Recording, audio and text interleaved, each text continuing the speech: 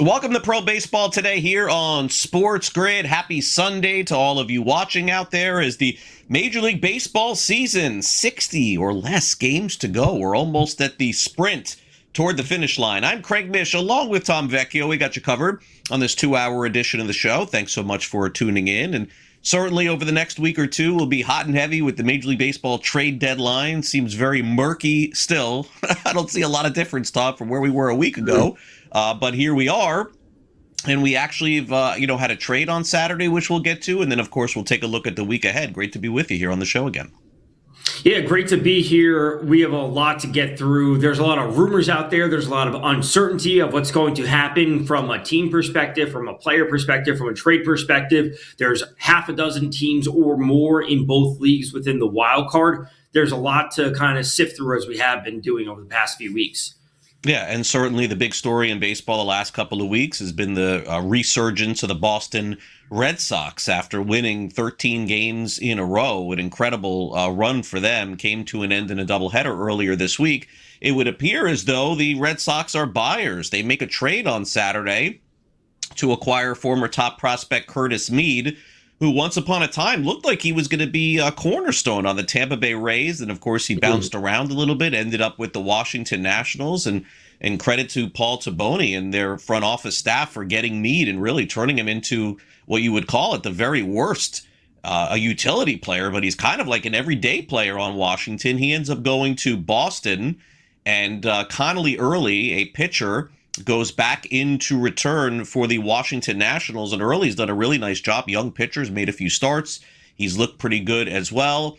You know, I don't know that this is necessarily an indicator, honestly, Tom, of anything, because Washington is still like kind of in it.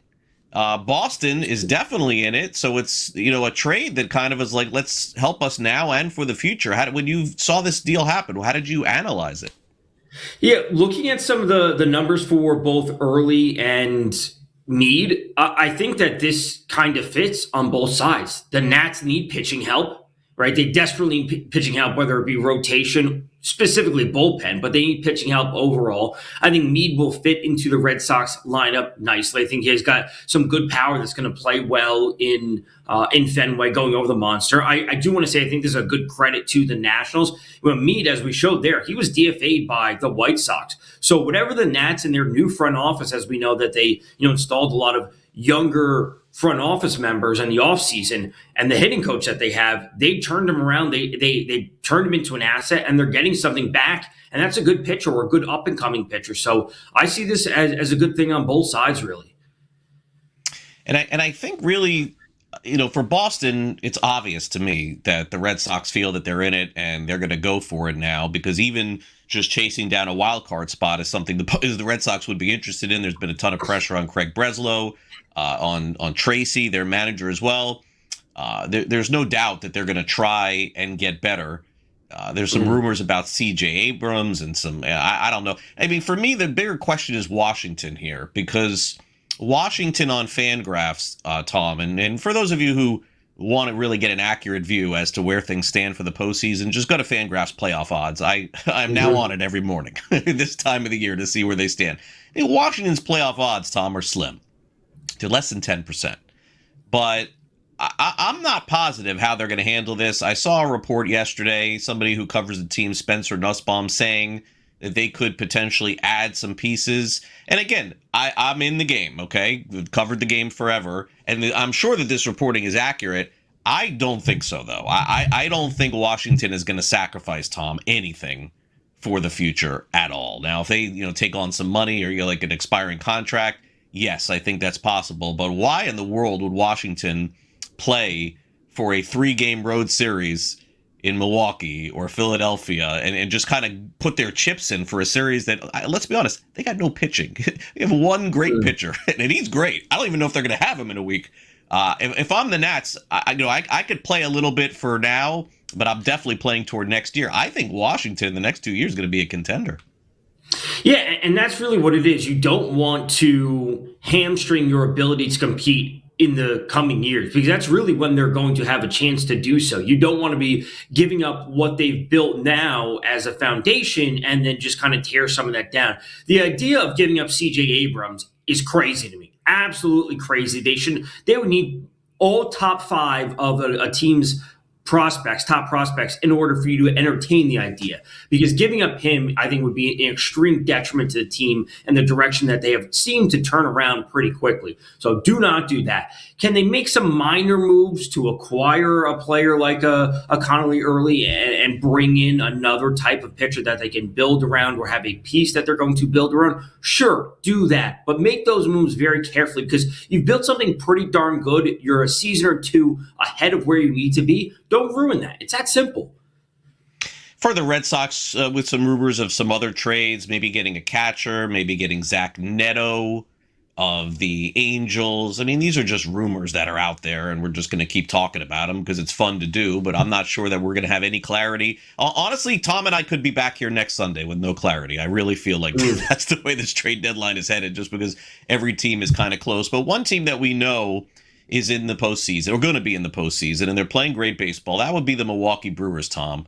And to me, a lot of folks are dialing this back to years ago when the Brewers got CC Sabathia in a trade with Cleveland, and he ended up, surging that team to the postseason. I think he won the Cy Young Award that year. Scooble's name has come up. Mason Miller's name has come up. The Padres are not trading anybody, by the way, right now. They're clobbering the Marlins this weekend. I'm watching it happen in real time. I think the Padres are right back in this. In fact, they've moved ahead in terms of playoff odds, ahead of Miami and ahead of Washington. So forget that. I think Miller's staying. So what do you make of the Brewers here? Because I think currently constructed, they're a very good team that's going to make the playoffs and maybe even win a playoff series. But for them to have any shot of beating the Dodgers, and Tom, I'll even take a step back, for them to really be a favorite in winning a second round series, like a DLS type series, they're going to probably need to do more, because there's going to be teams that are going to do more, like Atlanta, like Philadelphia, like LA. Here's the thing I keep saying about the Brewers. If they could go out and make one big acquisition, it shouldn't be a pitcher.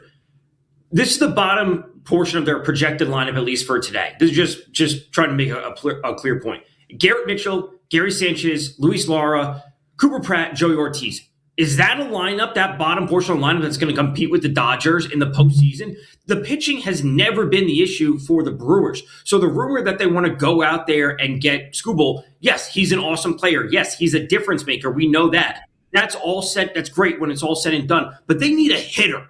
They need a hitter that's going to truly help them compete, because, again, as I always say, it's about building a lineup that can compete with the Dodgers. It's not about trying to be the best in the MLB. It's about trying to be a lineup that can compete with the Dodgers. I think they have the pitching. I think they can manage a pitching series against the Dodgers. They don't have enough hitting to do so. Stop worrying about Skubal, trying to get a big-name bat in the lineup. That will be the game changer.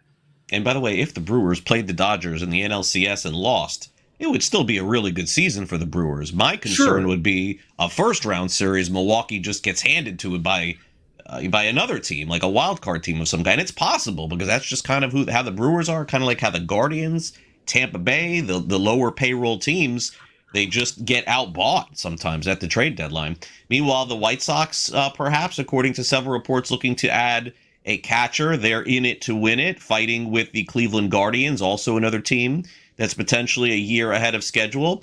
The Pirates also, Tom, let's get to this in a minute, because if there is a team that was ever in a prime position to finally get back in the playoffs, it is the Pirates.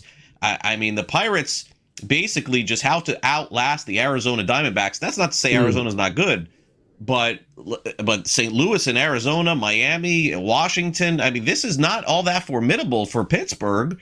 A couple of pieces, and with Skeens and this pitching that they have, this has got to be the year that Pittsburgh gives it a shot. It really has, between Skeens and Jared Jones and Bubba Chandler. I know the other two, haven't been amazing, / they have smaller sample sizes this season. But to your point, they really just need to outlast the Cardinals mainly, and then the Diamondbacks. And then I think they're going to be in a good spot, but a little more hitting, a little more pitching, no big swings. And I think they'll be in a good spot to make the playoffs. We'll continue our discussion here on the baseball trade deadline, also preview the week ahead here on Pro Baseball Today. Craig Mish and Tom Vecchio will be right back.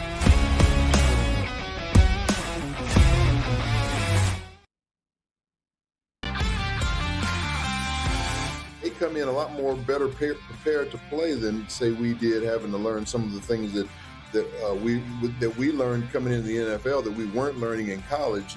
A lot of these kids are getting quarterback coaches, as far back as junior high school and all the way through high school into college. So I think the position is a lot more stronger than it's ever been. Outspoken with Dan Cilio, only on SportsGrid. Atlanta should be the team to step up and secure him. Yeah, Atlanta's really interesting because they're much further down the list at only 8% right now on Call Sheet, but this is a team that has constantly come up in terms of GMs thinking, or the reports suggesting that GMs are thinking that Atlanta Braves are the dark horse team to kind of swoop in there and get Skubal, and that's going to be something that we should pay attention to. Pro Baseball Today, only on SportsGrid. Wembanyama goes to the park and plays chess against people.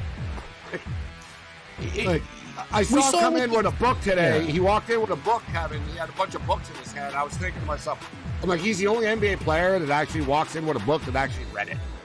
Yeah. It's a good take. Yeah. Shot of LeBron. Listen, I couldn't help it. I knew that I was trying to cut you off before you said the name. In-game live, only on SportsGrid.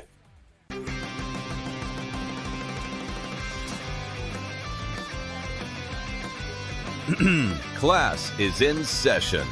Today, let's talk about the teaser. A teaser is a multi-leg bet where you shift the point spread in your favor. You get better numbers, but every selection has to win. It doesn't matter what you bet if you don't have the insights. Tune into SportsGrid and get ahead of the class.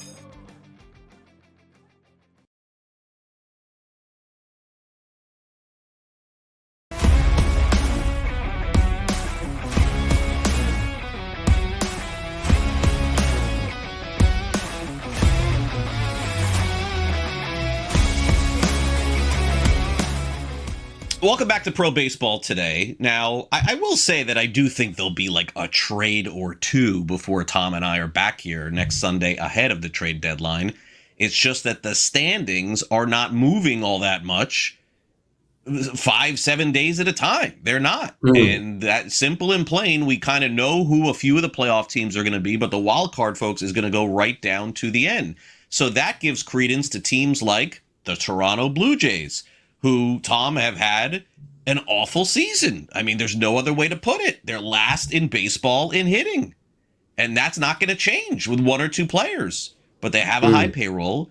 They were inches short of winning the World Series last year. And now I think they got to do their due diligence and listen and see, can they get better for this year? Can they get better for next year? Kevin Gossman's name, Dalton Varsho's name. I think Shane Bieber will be a player that will be talked about a little bit. I think the Blue Jays are going to take this right down to the deadline, Tom. There'd be no other reason not to, because what happens if they win 5 in a row between now and next Sunday? Or what happens if they lose 5 in a row between now and next Sunday? So I really don't have a clear-cut answer on Toronto. I could see this, and George Springer is another expiring contract too. I could see this going either way. I cannot tell you unequivocally what the Blue Jays will do next week.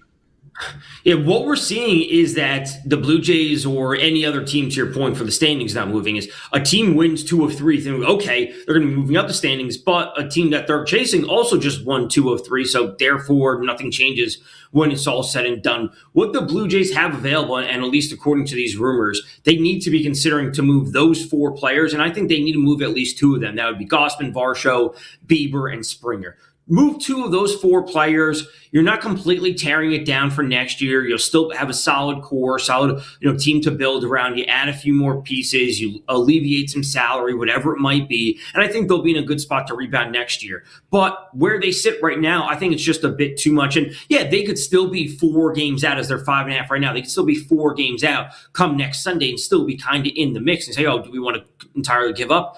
No, but you're also not in a spot to make these massive moves that are going to leap you ahead of those other teams. Because, Craig, if they make no moves and they carry this exact roster through the final 60 days or so of the season, they're not going to make the playoffs, right? They're also not going to be making these big swings that are going to put them over the hump. So I see this as a spot you need to move 2 of those 4 players and at least do something. The Mets put Juan Soto on the injured list, so that just kind of puts a bow on their unfortunate season. The Mets are, in a clear position of what to do. It's just we don't know when they're going to do it. Luis Robert, probably a player I would guess that gets moved at some point. Clay Holmes is certainly out there as well. Mets are absolute sellers here. David Stearns has not really been in this situation a lot with the Milwaukee Brewers. It's just kind of been a guy that's always had winning teams and really haven't had sell-offs here. But Mets will just try and salvage anything they can for the future. But the Soto injury just kind of ends things, Tom. Like there's really not going to be a lot to talk about in August and September with the Mets.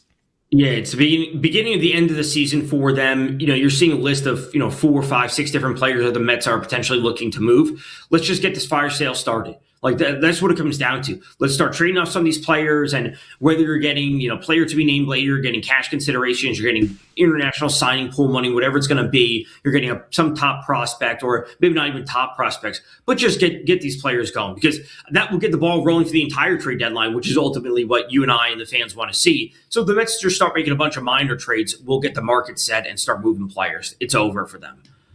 Seattle Mariners, I'm not really sure what their direction is. I know that they want to fight and stay in it. I have not been impressed with their season overall. The Athletic reported Emerson Hancock could be a player potentially on the move. We know that Seattle's got this incredible pitching staff and also a young pitcher, I believe one of the top prospects in baseball, Kate Anderson, knocking on the door. So maybe they have this plethora of pitching to trade. But it seems like, Tom, they've had this plethora of pitching for the last few years and really haven't been able to cash in on it, whether it's been Kirby or Gilbert or Wu. They have all the pitching, but until they make something of this offense, which has just been inconsistent for the last couple of years, it's really the same story for the last, 24 months almost? Seattle's going to trade a pitcher. They're going to get a hitter. Are they really? The answer that they have this, bounty of riches when it comes to pitchers that they are having the major leagues on the way up, or they've just developed overall, because most of these are homegrown talents for the Mariners. And it's great to say year in and year out, man, if they get to the postseason and they have a 7-game series, they have one of the best pitching staffs between the front end and the back end that you could possibly imagine. They can go toe-to-toe with any team. And I said that last year when we were in the postseason, saying, the Mariners actually match up pretty well against the Dodgers because of the pitching staff that they have. Well, sometimes you need to pivot off of that, and it means trading one of these good to great pitchers to address another need. And the other need has always been hitting for the Mariners. They went out and got Josh Naylor last year. Now they're dealing with Cal Raleigh slumping. They're dealing with Julio Rodriguez on and off the IL. You need to address the hitting, and sometimes that means giving another asset to get an asset back. It just reminds me of fantasy football trades. It's like you can't have all the good wide receivers. If you want a good running back, you got to give up one of the wide receivers to get him. Move the pitcher, get a hitter. Got me excited there for fantasy football for a minute here, coming up next month. All right, last player here we'll talk about. Man, I have loved watching Foster Griffin pitch all season. He is on the Washington Nationals, and there are some discussions that maybe he would be a guy the Nationals would move. So let me make a suggestion here to the Nationals. Yeah, you got to make this trade. I mean, I think he's great, but this could be the best pitcher available for a lot of different reasons, Tom, at the deadline, because I don't know that Skubal's going to be moved or not, but Foster Griffin is cheap. I mean, this was a 1-year deal. You pay this guy $3 or $4 million the rest of the season to make another 8 to 10 starts and maybe even make playoff start number 2 or 3. I would think the Nationals will cash in big on Foster Griffin. I think so as well. You bring in early, and maybe that signals that they are now dead set on moving Griffin, because frankly, Griffin's been great. I think Cade Cavalli is super solid. And if you can do something with early to, shift him into being more of an ace or a pseudo ace alongside Cade Cavalli, you now have an expendable asset with Foster Griffin. And again, we've talked about this before. Postseason teams would love to have this type of pitcher on their staff. And that's ultimately what postseason team needs, is to get Foster Griffin. So make the trade, get it going. And a left-handed pitcher right now in the big leagues, very, very crucial with a lot of these teams with lefty batters. It's really been somewhat of an epidemic with all these left-handed hitters. In fact, on Saturday, I don't know if people know this, but it was the first day ever with 250 strikeouts and less than 15 home runs hit across the league. First time ever in the history of the game. Lots of strikeouts going on right now. All right, we'll have Who's Hot coming up next.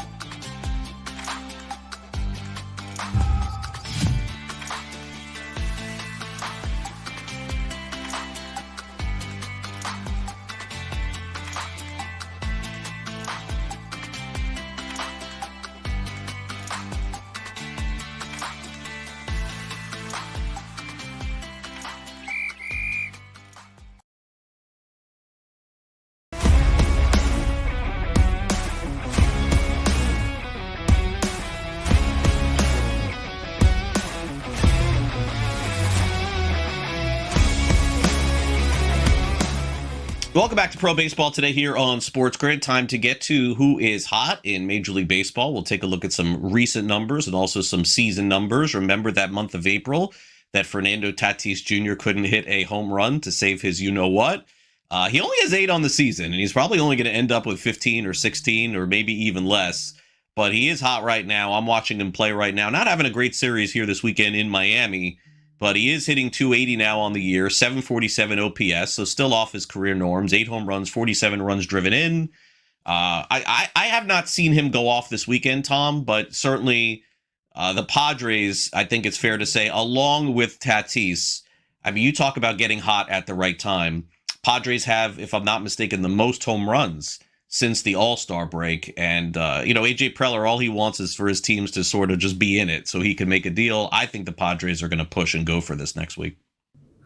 Yeah, it's good to see Tatis kind of turn things around. And, frankly, outside of the home runs, when you're looking at the average and the OPS, it's like, okay, like that's fine. I know the RBIs aren't there. Again, for a large portion of the season, the Padres were the lowest scoring offense in the MLB. So to see their players underperforming when it comes to home runs and RBIs should not be shocking. But, everyone likes to, rag on him a little bit because he didn't have the home runs. But at least he's doing his part as much as he can. Like if their players aren't on base, that he can't get RBIs, but at least he's picking up the average and the OPS has stabilized a bit. Meanwhile, C.J. Abrams, based on the last year, you would have thought that this guy would have been traded 6 times already from the Washington Nationals, but he's having a career season. It's going to end up being maybe the best season ever in the history of that franchise, and that says a lot considering Trey Turner was on that team. But 25 home runs, 79 runs driven in, an OPS of 921, 293 batting average, started the All-Star game. Any accolades I miss here for C.J. Abrams? He's a superstar in the league. That's it. Yeah, I assume there's a player of the month or player of the week somewhere along the season that we happen to miss, but he's been fantastic. And again, the rumors that the Nationals are quote unquote like listening to offers on CJ Abrams is insane. He is a cornerstone piece of your franchise alongside James Wood, and there should be no asking price or no offer that you could possibly get from Abrams for Abrams that you would possibly consider moving him.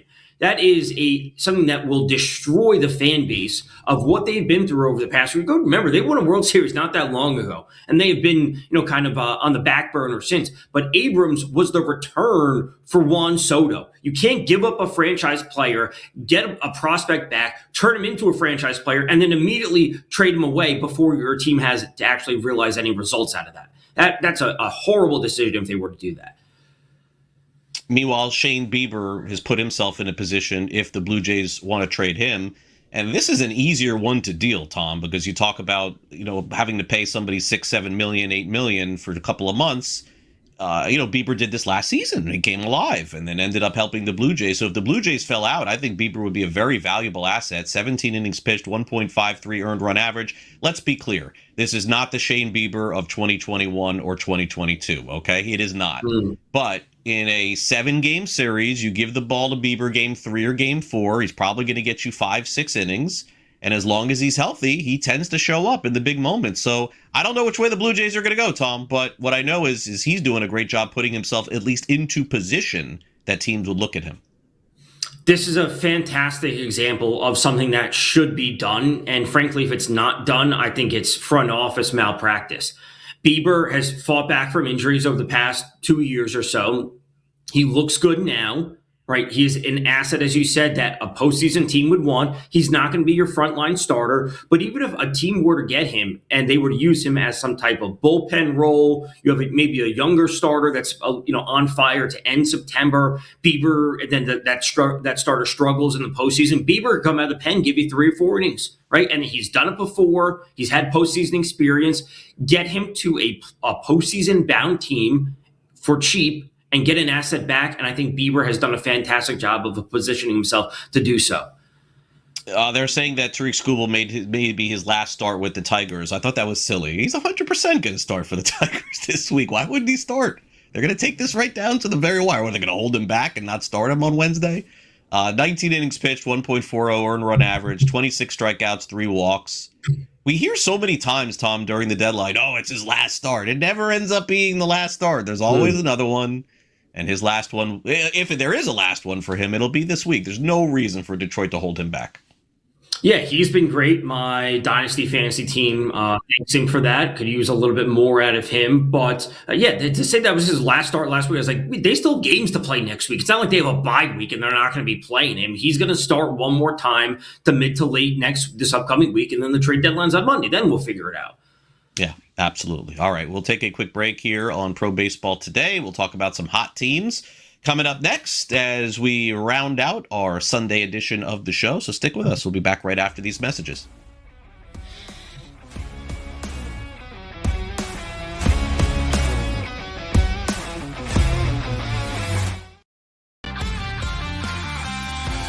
They come in a lot more better prepared to play than, say, we did, having to learn some of the things that we learned coming into the NFL that we weren't learning in college. A lot of these kids are getting quarterback coaches, as far back as junior high school and all the way through high school into college. So I think the position is a lot more stronger than it's ever been. Outspoken with Dan Cilio, only on SportsGrid. Atlanta should be the team to step up and secure him.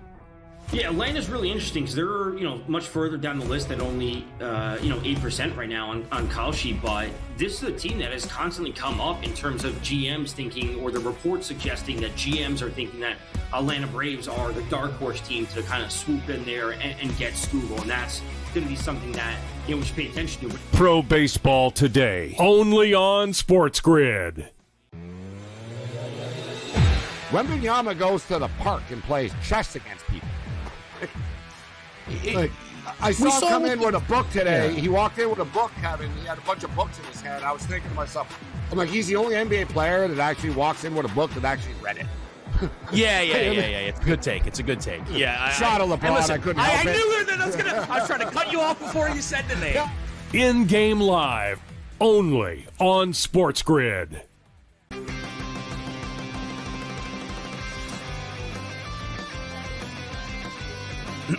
Class is in session.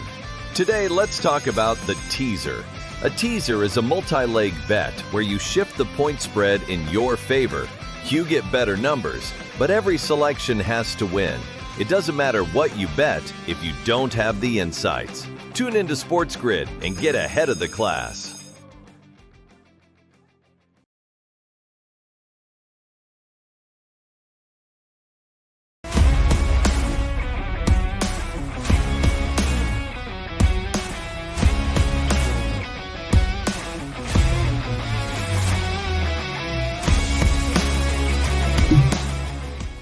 Welcome back to Pro Baseball Today. I mean, obviously, the Red Sox have been the hottest team in baseball. I mean, maybe, Sam, we should just start with them before we go to anybody else because they're the talking point of the league. I understand they got smacked by Toronto on Saturday, but generally speaking, this is one of the longest streaks in the history of their franchise, longest streak in the game this season.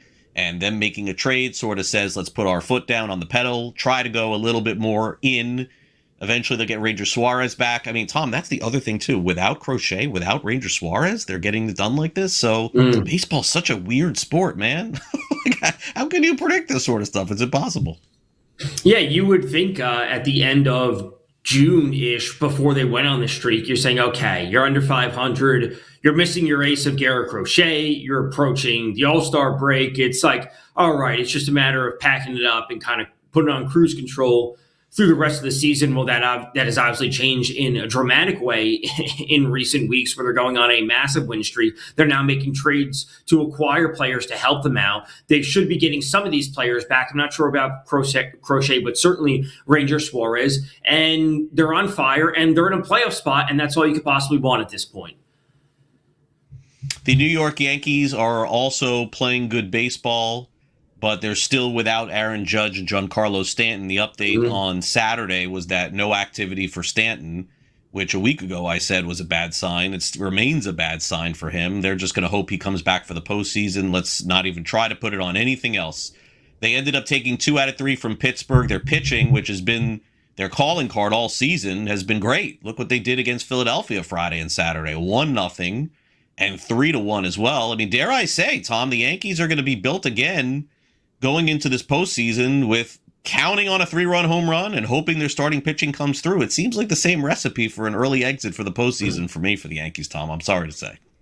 Yeah, they need another hitter to really remedy things, and they look good right now, right? That's the only thing we could say is like how they're looking right now. They lost the series versus the Dodgers, as teams lose series versus the Dodgers as they tend to do. They beat the Pirates. They won the series versus Philly. Sunday's results to be determined. And where they sit with injuries, where they sit in the standings, they need another consistent hitter in their lineup because the pitching is as good as it gets across the MLB. Between the starters, between the bullpen, it's great. But a good, solid hitter in the lineup, getting Aaron Judge back, I think those two things could be a huge turning point, but it's just a matter of what's out there for them to trade for.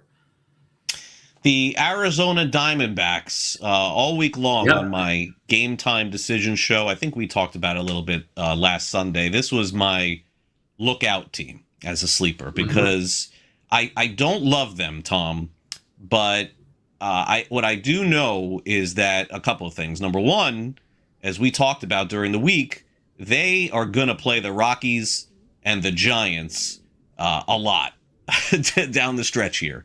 That's number one. Number two, they tend to get aggressive at these trade deadlines and sort of sneakily add some players to try to get themselves in. I saw a report that said that Corbin Burns probably will not pitch in August, but maybe late addition in September, if that. So I think Arizona probably has to be in the market for some pitching. Zach Gallen's on the injured list. But unfortunately, with the way that my Marlins have fallen back here, Arizona and Pittsburgh, to me, seem to be, they should have the most invested to move forward, I think, coming up next week. I would not be surprised to see the Diamondbacks make a major move. I mean, look through the years at what they've done. Starling Marte and JD Martinez. And, they always seem, Tom, to want to try to go for it. A couple of years ago, it got them to the World Series. They beat the Dodgers and then played against Texas. So don't be surprised with Arizona doing something off the cuff. Right. And, to me, it's always been, I would say almost calculated risks for the Diamondbacks. They're actually, smart moves. They're not some crazy swings on some random players. It's a player that fits into what they need for their lineup, for their defense, for the pitching, whatever it is. For me, I believe pitching is their biggest need at this point, and it's always been a bit of a struggle for them this season. Eduardo Rodriguez has been solid. Brandon Pfaadt, Ryan Nelson, we're not sure what we're going to get from them. Zach Gallen's on the IL, as you mentioned, where they have a bunch of moving parts, and I just don't know how many frontline postseason starters they truly do have. I will say they are in a good spot to make the postseason, given the dynamic of the NL wildcard. They picked up some good wins against the Athletics. They got a win over St. Louis, which was a makeup game from earlier in the year, and that's a team that they're directly competing for. They go and then take a game against the Nationals, another team that they're essentially competing with, and they have to close out the series on Sunday versus the Nationals. So they're hot right now. They're making moves. They're over 500. All signs are pointing up for the Diamondbacks right now. The Chicago Cubs are cruising their way. I think beyond a collapse, which we've seen, by the way, Tom, with the Cubs, we've seen collapses. Seems to me like they resemble a postseason team, but I wouldn't be shocked if they lost in the first round too, Tom. I mean, they have no pitch. I don't know how they're getting through this with no pitching. Everybody's on the injured list for them. Steele, Cabrera. They just clobbered the Pirates this weekend, 11-0 on Saturday. They won 3-2. I know they had that tough series against Detroit.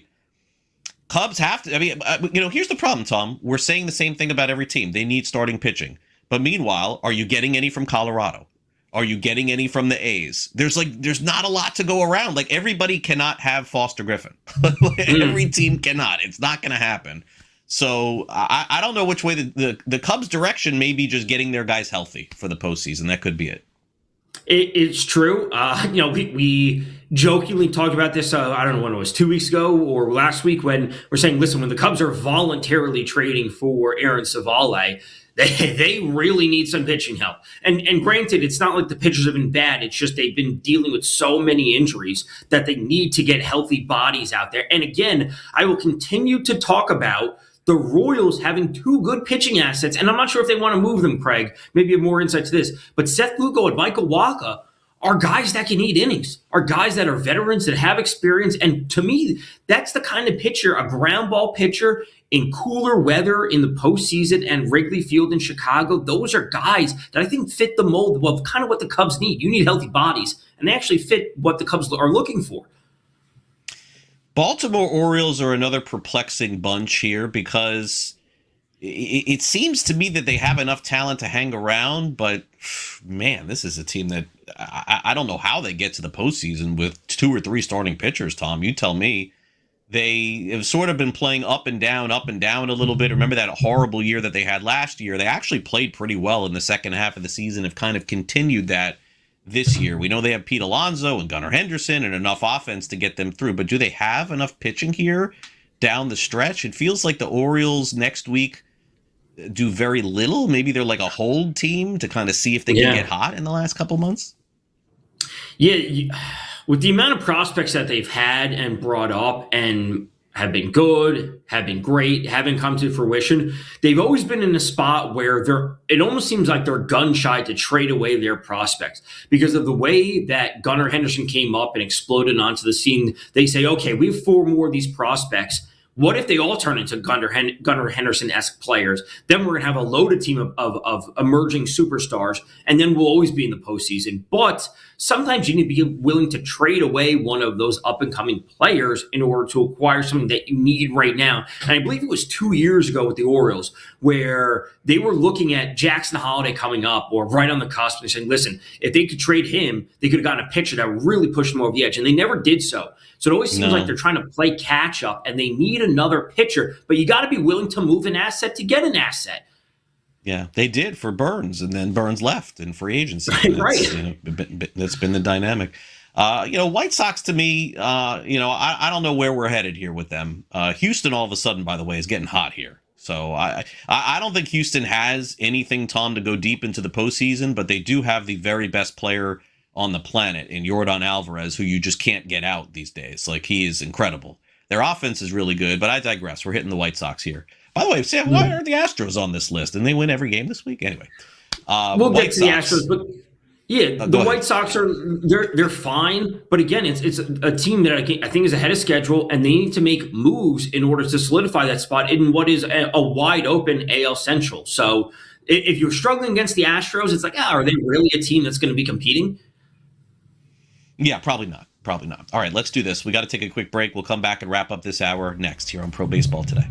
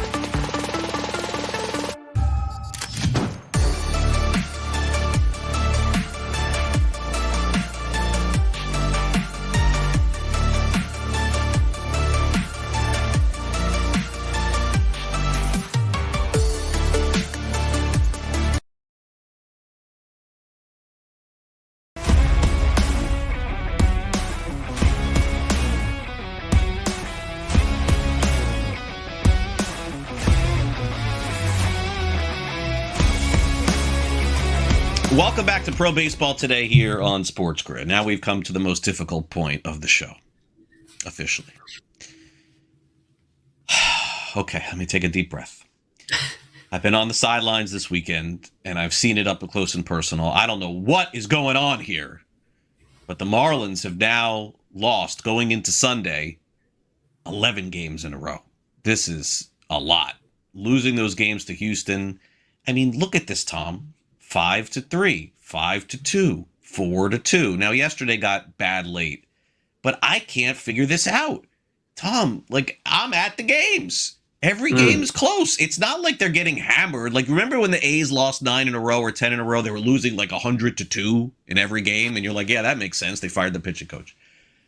You know, the Marlins were 26-8. I am just perplexed here a little bit. Now, obviously, the results are what they are, and they moved under 500, and they're probably, let's be honest, out of the mix to capture the East in the National League. They're so far behind Atlanta now.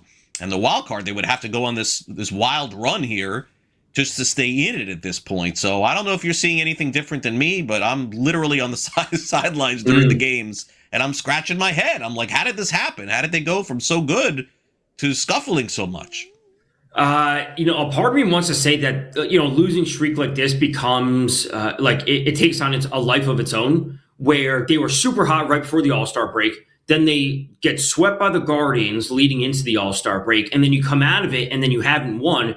And when you look back at it, they haven't won, Craig, since July 9th.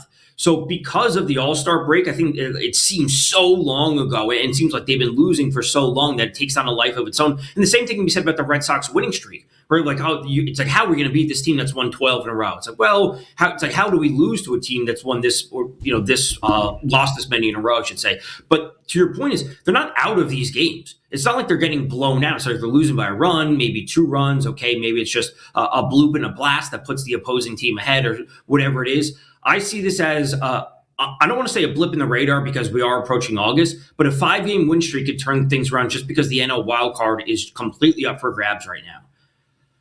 Meanwhile, the New York Mets, what's to say about them at this point? They already lost that series to the Dodgers. They lost a series to the Brewers. Juan Soto's on the injured list. I guess I'll put it to you this way.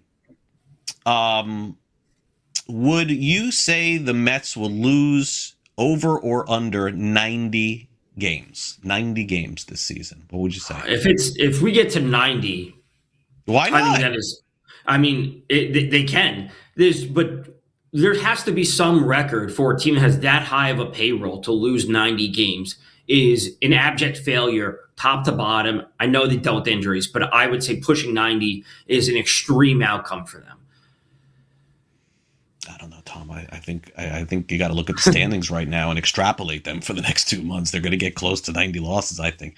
All right, so the Cardinals, the Cardinals hung around, and bad timing for them here. I think a little bit is they're unfortunately, Tom, in the last week or so, starting to look like the team we thought they were going to look like. Cardinals fans are freaking out here a little bit, and they probably should. I mean, they lost that they lost to the Angels. That was ugly. I know they won Saturday, but I'm starting to think Chaim Bloom is going to pull the reins back here a little bit. I don't know what they're going to do, but they're showing their true colors a little bit. Is that fair to say, Tom? I think it is, and this is a team that I think you and I have been very aligned on for a number of months.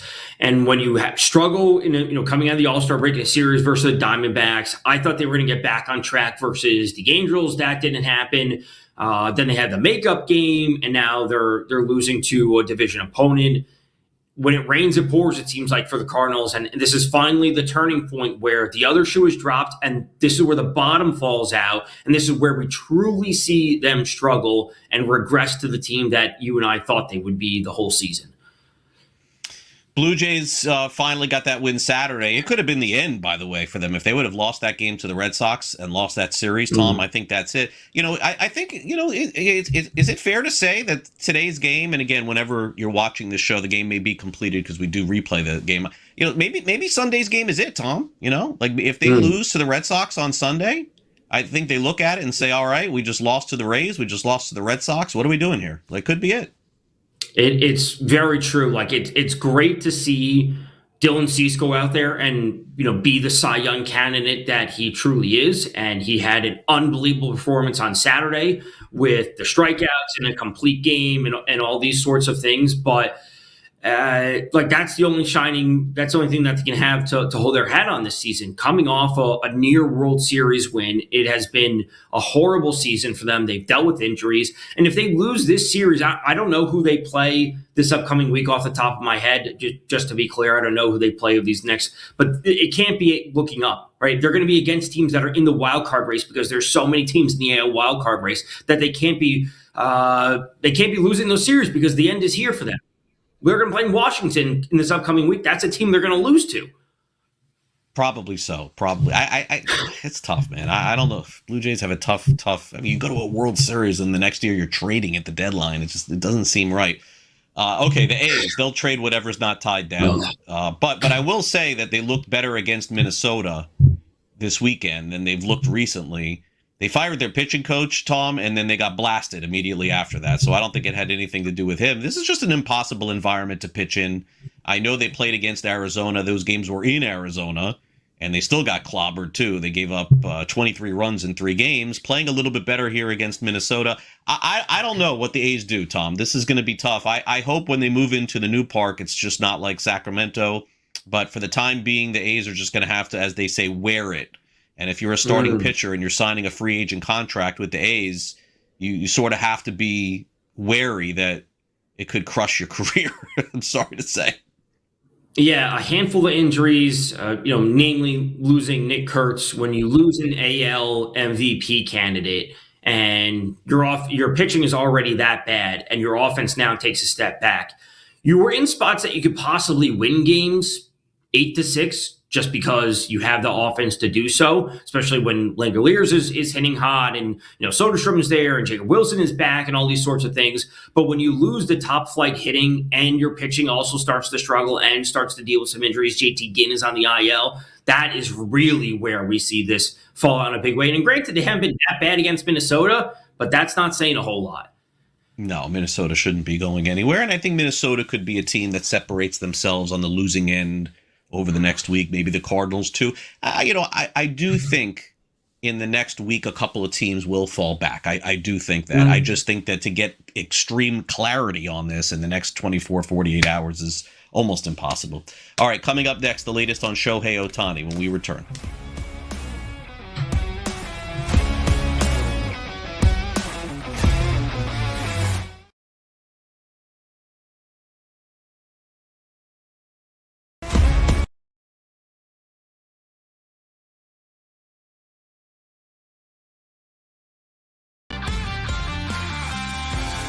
Come in a lot more better prepared to play than say we did, having to learn some of the things that we learned coming into the NFL that we weren't learning in college.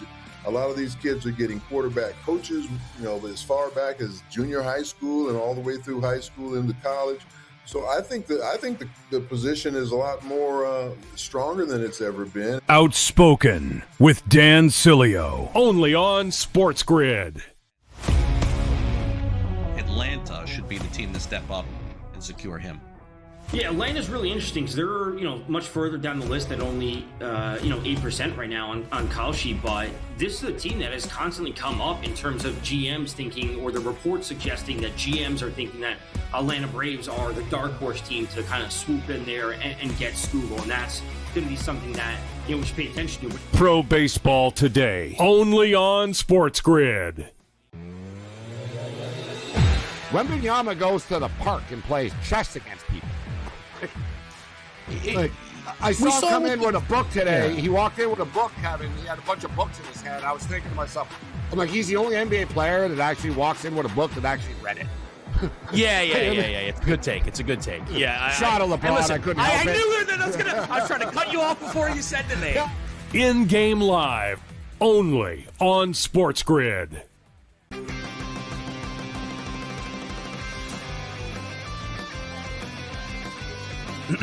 Class is in session. Today, let's talk about the teaser. A teaser is a multi-leg bet where you shift the point spread in your favor. You get better numbers, but every selection has to win. It doesn't matter what you bet if you don't have the insights. Tune into SportsGrid and get ahead of the class.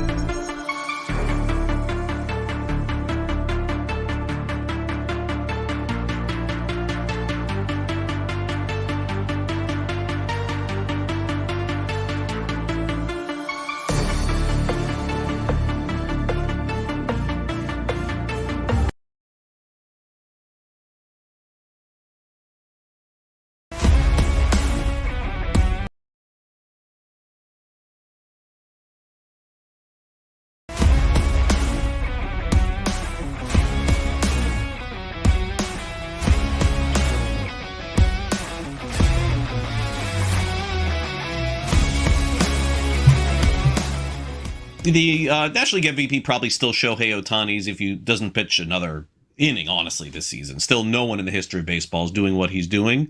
And he had a great season pitching, Tom, if it is over. But it does look like, at least for the time being, we won't see him on the mound. He was supposed to make a start, then he was scratched. Then he threw a bullpen session Saturday. That didn't go well. Dave Roberts says that he will pitch this season. So call me crazy, Tom, but here's kind of what I see. I see him doing very little between now and the end of the year, making a couple of starts or a couple of appearances in September. And then in the postseason, when you're facing a few guys and you need Shohei to get a few outs, they bring him in the bullpen. I mean, come on, the Dodgers are going to add stuff here at the trade deadline. I mean, with this new collective bargaining looming, you're telling me that the Dodgers aren't going to make one last push here to say this could be the last time they have a chance to do what they're doing right now. So they'll end up with some major player that we don't know about. They do it every. It's funny, Tom. I saw somebody report. I don't know who it was, and I apologize to whoever this was. I'm not trying to tear you down. And Sam, tell me who it was. I don't remember. That the Dodgers don't do that much at the deadline? Wait a second here. Didn't they get Manny Machado? Didn't they get Max Scherzer? Didn't they get Trey Turner? Like, I'm going through all these names that they've got. They always make a monster splash at the trade deadline. I saw that report. I was like, what? I think they're probably saying because of the big name acquisitions that they made lately have been in free agency or trades in the offseason with Glasnow, Snell, and Ohtani, but still, they made plenty of moves at deadlines. Big but ones. As for Ohtani for pitching, it's spot on what you said. He comes back in September. Maybe he throws 40, 50 pitches. The next time he throws 50, 60, 70, whatever it is. And then he's ready to roll for October 1st, because that's what it's about. It's not about him going out there and having 10 strikeouts against the Giants on August 20th or whatever. No one cares about that. And if they have the luxury of riches, right, where they can get him back. I don't know what the course for Snell or Glasnow is right now, but if you get those guys in the same spot where they can make one or two starts, just get them healthy, ready for October, that's all they need. That's all they care about. They don't care about a random start at the end of August. No. Be healthy for October, and they go from there. Yeah, and may not even be a starter for them in the postseason. Sure. But he'll pitch and get outs. Like, they're not going to need. Look, they didn't have him pitching last year. I mean, come on, you know how this is going to go. All right, Max Fried back from the injured list, looked really good. Good news for the Yankees, but it's not about their pitching. Their pitching is really good. They have Garrett Cole, they have Fried, they have Schlittler, Rodon when he's healthy. They have plenty of this. I mean, maybe it's a crazy thought that the Yankees should trade some pitching and get another hitter. I hate to say it, Tom, because I know there are a lot of Yankees fans that are watching, but they got really, really hot 2 years ago at the end of the season, and Stanton was amazing in the postseason. That's the only reason that they got to the World Series. But this blueprint that they have for this year, just heavily reliant on counting on that 3-run home run, and the two guys that are in the lineup are not there. So I don't know how they do it. Yes, they're going to pitch great. Yes, they're going to make the postseason. Yes, they're probably going to get through the first round. But as good as Max Fried is, and as good as all these other pitchers are, eventually you're going to have to score runs to win. Yeah. Despite having one of the higher scoring offenses in the league, it certainly doesn't feel like it. It doesn't feel like a consistent threatening offense that are going to give you 4 to 5 every game. It's like they can get 4 to 5, but that comes on maybe only 3 or 4 hits, which obviously isn't a recipe for success, because once those fly balls start not going as further in cooler weather, once we get to the postseason, that's going to be an issue. It's great to only give up 2 runs a game, which I think any team would take, but you do need some level of consistency. Fried is great to see him back, obviously having a combo, not just a 1-2 combo at the top of the lineup, or the top of the rotation, say, but a 3-man rotation for any postseason series is fantastic, but that's never been their issue. It's always been the hitting. It looks like Mark Cuban's back in sports again here. I know that he sold most of his equity in the Mavericks and now is back buying a piece of the A's here. It seems to me, I don't know if I'm reading this the wrong way, Tom, maybe you could tell me more. It seems to me this is an investment more than him having any sort of control of anything. It just seems like he's like, okay, they're getting a new stadium. They're in Las Vegas. He's very famous for being on TV, Mark Cuban here. It seems to me that's all this is like, let me put some money here and make my percentage.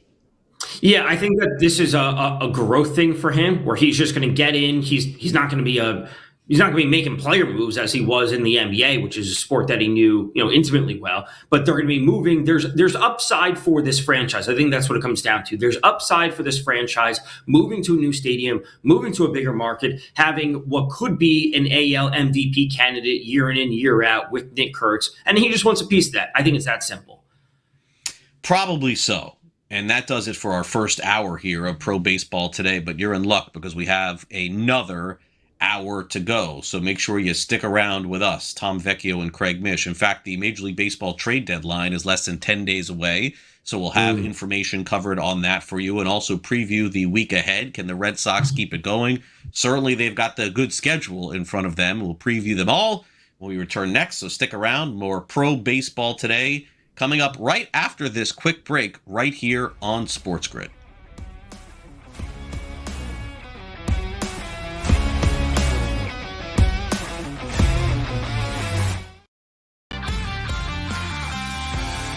Come in a lot more better prepared to play than say we did, having to learn some of the things that we learned coming into the NFL that we weren't learning in college.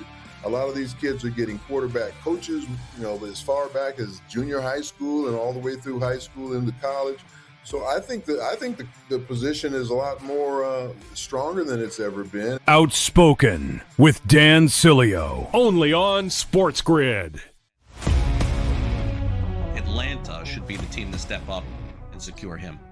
Yeah, Atlanta's really interesting because they're much further down the list at only 8% right now on Call Sheet. But this is a team that has constantly come up in terms of GMs thinking, or the reports suggesting that GMs are thinking that Atlanta Braves are the dark horse team to kind of swoop in there and get Scoogle, and that's going to be something that we should pay attention to. Pro Baseball Today, only on SportsGrid. Wembanyama goes to the park and plays chess against people. I saw him come in with a book today. Yeah. He walked in with a book, Kevin. He had a bunch of books in his hand. I was thinking to myself, I'm like, he's the only NBA player that actually walks in with a book that actually read it. Yeah. It's a good take. It's a good take. Yeah. Shot of LeBron. Listen, I couldn't help it. I knew that I was trying to cut you off before you said the name. In-game live, only on SportsGrid.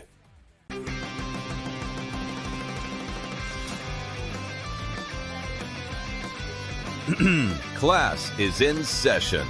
Today, let's talk about the teaser. A teaser is a multi-leg bet where you shift the point spread in your favor. You get better numbers, but every selection has to win.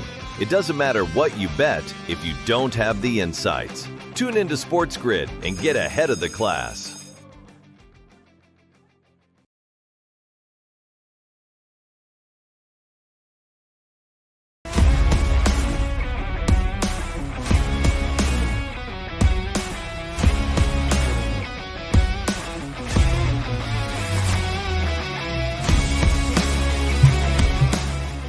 The National League MVP probably still Shohei Ohtani's if he doesn't pitch another inning, honestly, this season. Still no one in the history of baseball is doing what he's doing. And he had a great season pitching, Tom, if it is over. But it does look like, at least for the time being, we won't see him on the mound. He was supposed to make a start, then he was scratched. Then he threw a bullpen session Saturday. That didn't go well. Dave Roberts says that he will pitch this season. So call me crazy, Tom, but here's kind of what I see. I see him doing very little between now and the end of the year, making a couple of starts or a couple of appearances in September. And then in the postseason, when, you're facing a few guys and you need Shohei to get a few outs, they bring him in the bullpen. I mean, come on, the Dodgers are going to add stuff here at the trade deadline. I mean, with this new collective bargaining looming, you're telling me that the Dodgers aren't going to make one last push here to say this could be the last time they have a chance to do what they're doing right now. So they'll end up with some major player that we don't know about. They do it every. What's funny, Tom? I saw somebody report. I don't know who it was, and I apologize to whoever this was. I'm not trying to tear you down. And Sam, tell me who it was. I don't remember. That the Dodgers don't do that much at the deadline. Wait a second here. Didn't they get Manny Machado? Didn't they get Max Scherzer? Didn't they get Trey Turner? Like, I'm going through all these names that they've got. They always make a monster splash at the trade deadline. What? I saw that report. I was like, what? I think they're probably saying because of the big name acquisitions that they made lately have been in free agency or trades in the offseason with Glass, now Snell, and Ohtani. But still, they made plenty of moves at deadlines. Big but ones. As for Ohtani for pitching, it's spot on what you said. He comes back in September. Maybe he throws 40, 50 pitches. The next time he throws 50, 60, 70, whatever it is. And then he's ready to roll for October 1st, because that's what it's about. It's not about him going out there and having 10 strikeouts against the Giants on August 20th or whatever. No one cares about that. And if they have the luxury of riches, right, where they can get him back. I don't know what the course for Snell or Glasnow is right now, but if you get those guys in the same spot where they can make 1 or 2 starts, just get them healthy, ready for October, that's all they need. That's all they care about. They don't care about a random start at the end of August. No. Be healthy for October, and they go from there. Yeah, and may not even be a starter for them in the postseason. Sure. But he'll pitch and get outs. Like, they're not going to need. Look, they didn't have him pitching last year. I mean, come on, you know how this is going to go.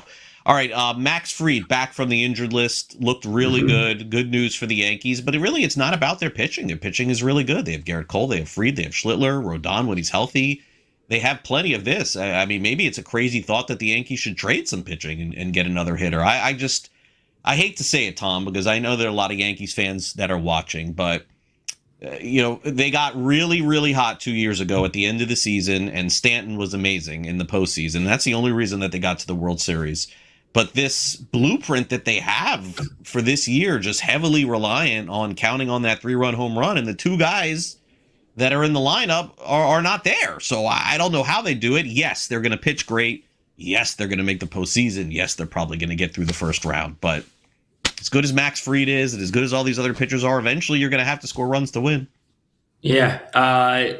Despite having one of the higher scoring offenses in the league, it certainly doesn't feel like it. It doesn't feel like a consistent, threatening offense that are going to give you 4 to 5 every game. It's like they can get 4 to 5, but that comes on maybe only 3 or 4 hits, which obviously isn't a recipe for success, because once those fly balls start not going as further in cooler weather, once we get to the postseason, that's going to be an issue. It's great to only give up 2 runs a game, which I think any team would take, but you do need some level of consistency. Fried is great to see him back, obviously having a combo, not just a 1-2 combo at the top of the lineup, or the top of the rotation, I'd say, but a 3-man rotation for any postseason series is fantastic, but that's never been their issue. It's always been the hitting. It looks like Mark Cuban's back in sports again here. I know that he sold most of his equity in the Mavericks and now is back buying a piece of the A's here. It seems to me, I don't know if I'm reading this the wrong way, Tom, maybe you could tell me more. It seems to me this is an investment more than him having any sort of control of anything. It just seems like he's like, okay, they're getting a new stadium. They're in Las Vegas. He's very famous for being on TV, Mark Cuban here. It seems to me that's all this is like, let me put some money here and make my percentage. Yeah, I think that this is a growth thing for him, where he's just going to get in. He's not going to be making player moves as he was in the NBA, which is a sport that he knew, intimately well. But they're going to be moving. There's upside for this franchise. I think that's what it comes down to. There's upside for this franchise moving to a new stadium, moving to a bigger market, having what could be an AL MVP candidate year in and year out with Nick Kurtz, and he just wants a piece of that. I think it's that simple. Probably so. And that does it for our first hour here of Pro Baseball Today. But you're in luck because we have another hour to go. So make sure you stick around with us, Tom Vecchio and Craig Mish. In fact, the Major League Baseball trade deadline is less than 10 days away. So we'll have information covered on that for you, and also preview the week ahead. Can the Red Sox keep it going? Certainly they've got the good schedule in front of them. We'll preview them all when we return next. So stick around. More Pro Baseball Today coming up right after this quick break right here on SportsGrid.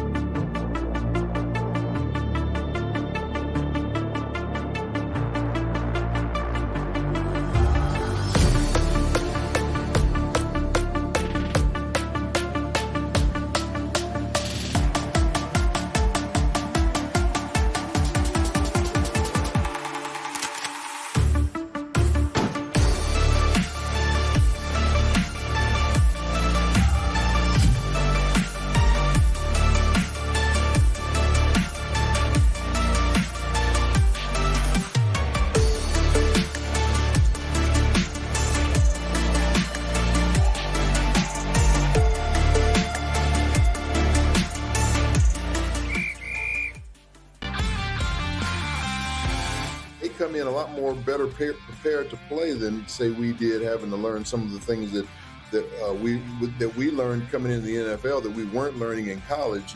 A lot of these kids are getting quarterback coaches, as far back as junior high school and all the way through high school into college. So I think the position is a lot more stronger than it's ever been. Outspoken with Dan Cilio, only on SportsGrid. Atlanta should be the team to step up and secure him. Yeah, Atlanta's really interesting because they're, much further down the list at only, 8% right now on Call Sheet. But this is a team that has constantly come up in terms of GMs thinking, or the reports suggesting that GMs are thinking that Atlanta Braves are the dark horse team to kind of swoop in there and get Scoogle. And that's going to be something that, we should pay attention to. Pro Baseball Today, only on SportsGrid. Wembanyama goes to the park and plays chess against people. I saw him come in with a book today. Yeah. He walked in with a book, Kevin. He had a bunch of books in his hand. I was thinking to myself, I'm like, he's the only NBA player that actually walks in with a book that actually read it. Yeah. It's a good take. It's a good take. Yeah. Shot of LeBron. Listen, I couldn't help I it. knew that I was trying to cut you off before you said the name. In-game live, only on SportsGrid.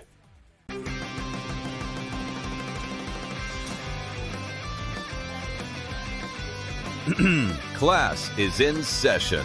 Today, let's talk about the teaser. A teaser is a multi-leg bet where you shift the point spread in your favor. You get better numbers, but every selection has to win. It doesn't matter what you bet if you don't have the insights. Tune into SportsGrid and get ahead of the class.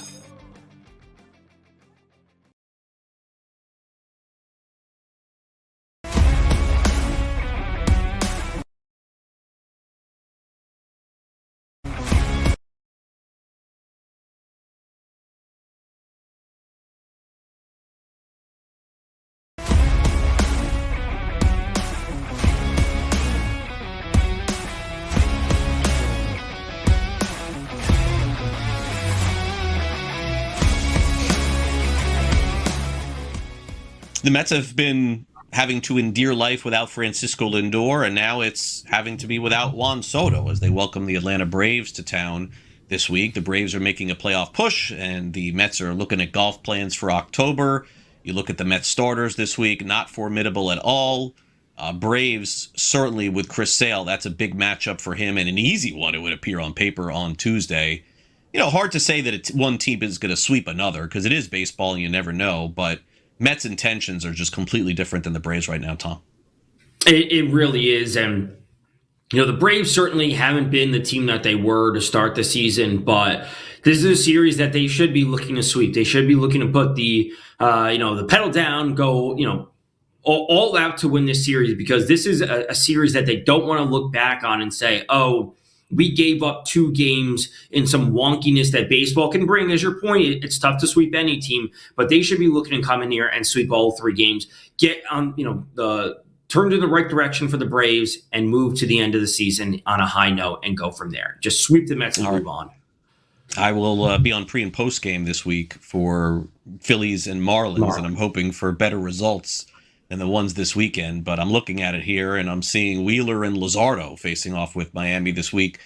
Tyler Phillips against Wheeler on Monday, Aaron Nola against Sandy Alcantara on Tuesday, and then Ryan Gusto, I believe is the scheduled starter, but I'm not positive about that just yet, but Jesus Luzardo starts on Wednesday. Look, there's nothing to be said at this point. I'm just waiting for the Marlins to break this losing streak and just jump back in the race if they can. That's all I'm looking for. Yeah, I would say that the Phillies are kind of scuffling right now, and beating the Mets on the other side of the All-Star break was great, but they've had a tough couple series versus the Dodgers and the Yankees. So if there's any time for the Marlins, it's like you are facing a scuffling team on the other side. Go out, play at home as they played very well at home for the majority of the season. You can go out and take 2 of the 3 against the team they're competing with. Brewers take on the Giants. This is probably a slam dunk Brewers guess here, but you never know. Certainly anything can happen in any series. And on Wednesday, Logan Webb will start. So certainly I would guess the Giants will at the very worst be a -110 in that one, but they'll be underdogs in the rest of the series. And, the Giants are a clear seller too. So it's certainly possible that by the time we get to Wednesday or Thursday, maybe the Giants are a team that makes a deal. Yeah, this is a low-scoring series, if you were to ask me. I do not see a whole lot of runs being scored. Brewers are going to be favored in 2 of the 3 games at the minimum. As simple as that. Giants, sell off those pieces. Come on, what are we doing? Let's stop holding these things close to the vest. And I know they have a very loyal, dedicated fan base for years, but you got to know what's what and trade away as many assets as you can. Do you think Luis Arias, by the way, a lot of folks think he's the first guy moved in the next week? Like, it's the clear-cut, easiest guy. Yeah. But I disagree. Like, I think he's like the toughest guy to evaluate because he has to go to a perfect situation. The only thing that I would say is, yes, he's going to get moved.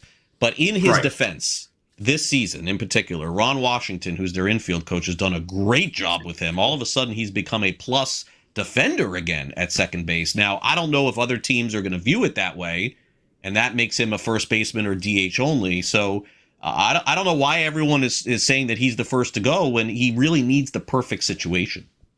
Right, and I don't think he'll be the first to go. I think we would see, Ryan Jeffers' name keeps coming up. We could see there. I don't think Mason Miller will happen.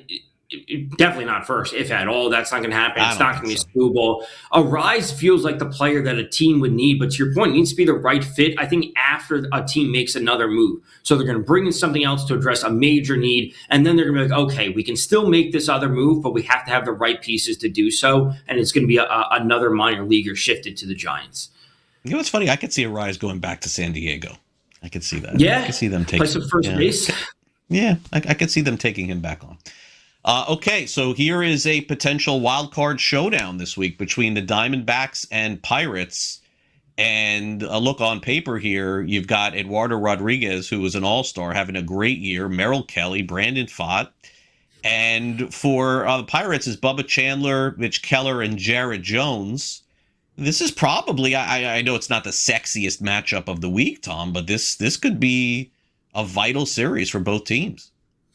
Yeah, we're going to preview a series in the next segment, which I'm already going to tell you is going to be the worst series of the week, or one of the worst. This is a fun series. Like, again, it may not be eye-popping, but the Pirates are one of the best offenses in the league. This is a vital series, to your point, for both teams when it comes to the playoff picture. This is not something that we've been able to say, where the fan bases, more importantly, haven't been able to say that Arizona and the Pirates both playing meaningful baseball at the end of July, beginning of August. We've seen, the Diamondbacks make the postseason in recent seasons, but for them both to be in this spot at this point in the year, I think this is a fun series. This is good to see these fan bases and these franchises in this spot at the end of July.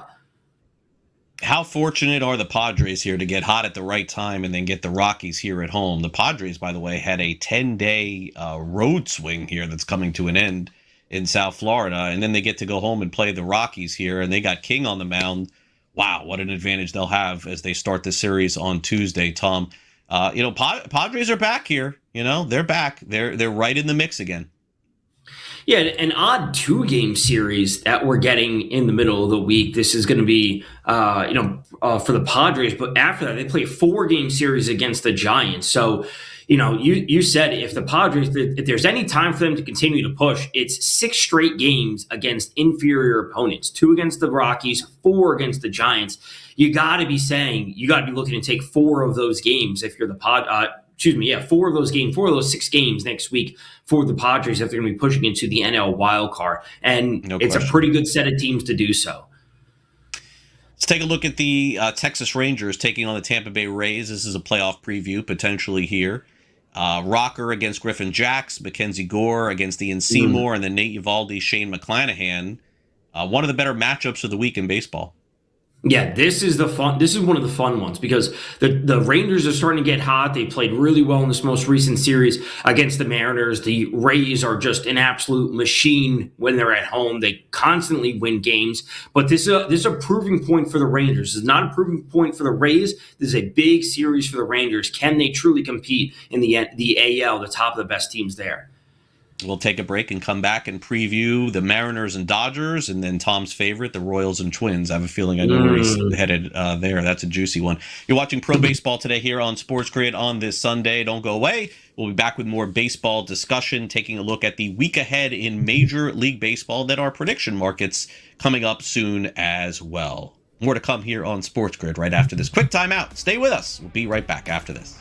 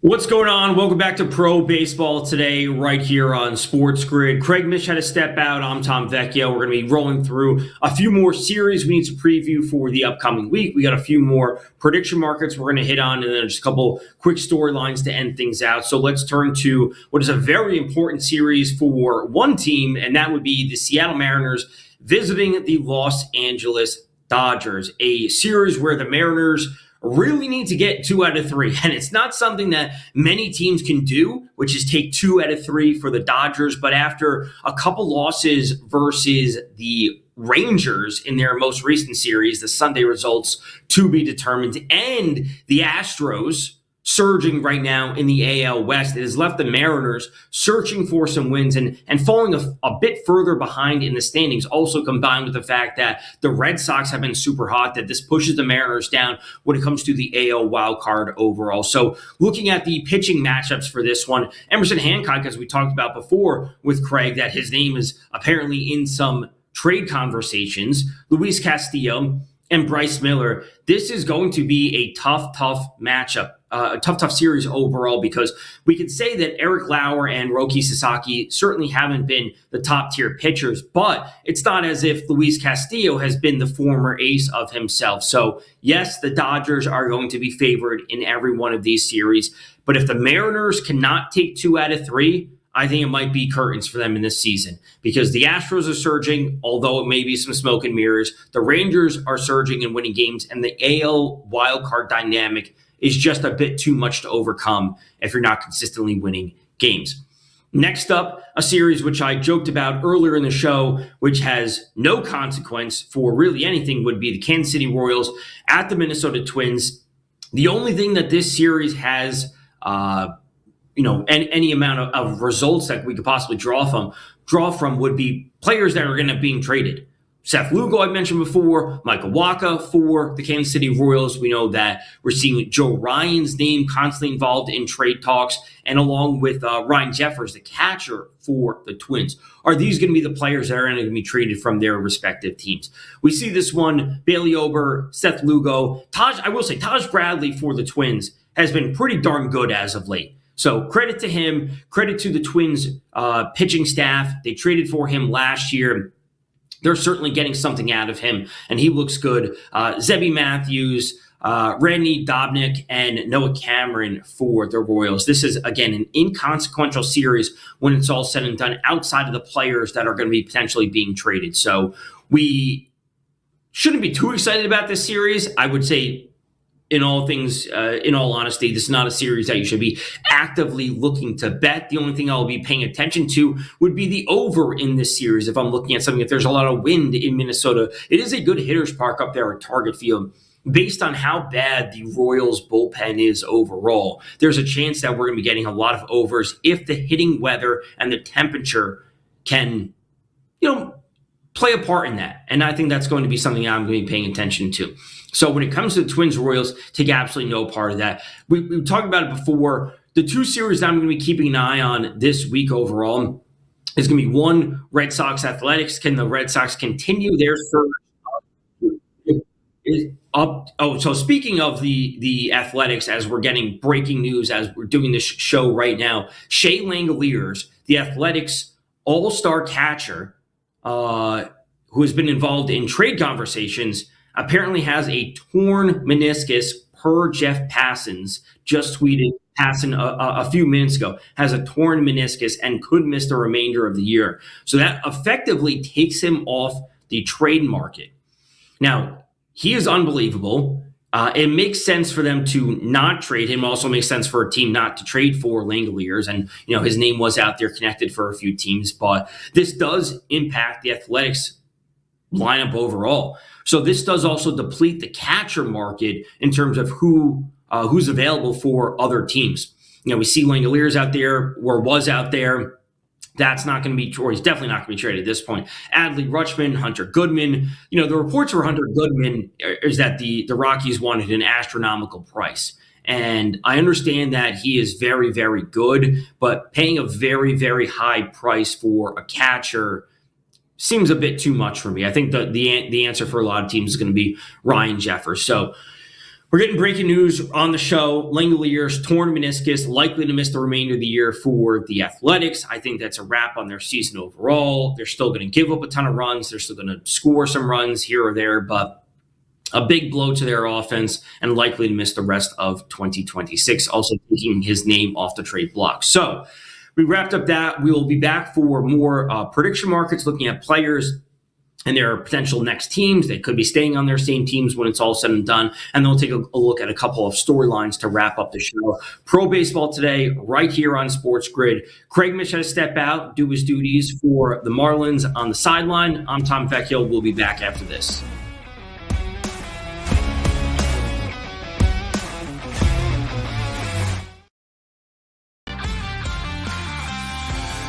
Come in a lot more better prepared to play than say we did, having to learn some of the things that we learned coming into the NFL that we weren't learning in college. A lot of these kids are getting quarterback coaches, as far back as junior high school and all the way through high school into college. So I think the position is a lot more stronger than it's ever been. Outspoken with Dan Cilio, only on SportsGrid. Atlanta should be the team to step up and secure him. Yeah, Atlanta's really interesting because they're much further down the list at only 8% right now on call sheet. But this is a team that has constantly come up in terms of GMs thinking, or the reports suggesting that GMs are thinking that Atlanta Braves are the dark horse team to kind of swoop in there and get Scoogle, and that's going to be something that we should pay attention to. Pro baseball today, only on SportsGrid. Wembanyama goes to the park and plays chess against people. I saw him come in with a book today. Yeah. He walked in with a book, Kevin. He had a bunch of books in his hand. I was thinking to myself, he's the only NBA player that actually walks in with a book that actually read it. Yeah. It's a good take. It's a good take. Yeah. Shot of LeBron. Listen, I couldn't I help it. knew that I was trying to cut you off before you said the name. In-game live, only on SportsGrid.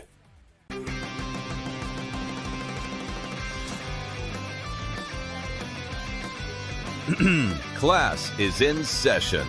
Today, let's talk about the teaser. A teaser is a multi-leg bet where you shift the point spread in your favor. You get better numbers, but every selection has to win. It doesn't matter what you bet if you don't have the insights. Tune into SportsGrid and get ahead of the class.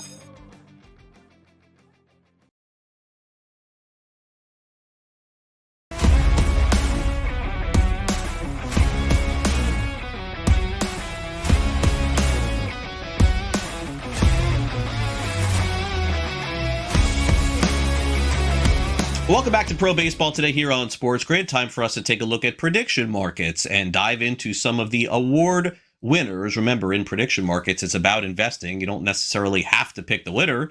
You can, in fact, pick somebody to finish second, and then, maybe they finish third. You can get out on your investment or your bet, so to speak, on Kalshi, Polymarket, or the rest of the prediction markets, FanDuel, DraftKings, whoever you like, you can use them. Let's take a look at the National League MVP, Tom. It's a clear-cut case at this point. Open and shut. Shohei Ohtani's going to win the MVP, but do you think you can get in on a different player, say to finish third or second, to move up or move down?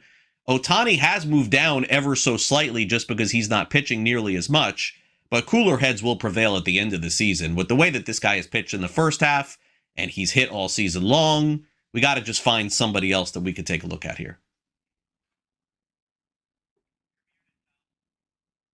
It's not just a matter of will Ohtani win. It's just a matter of, where can you get in and out on another player? And it might just be James Wood. I think it's as simple as that. He's at, 4% chance if you're looking at Kalshi right now in terms of the NL MVP winner. But if he were to end at 6, 7, 8, 9, would that be a dramatic difference? Would that take anything away from Ohtani? No, I think that would be the spot to go. I don't think there's really anyone else in the race when it comes to the NL.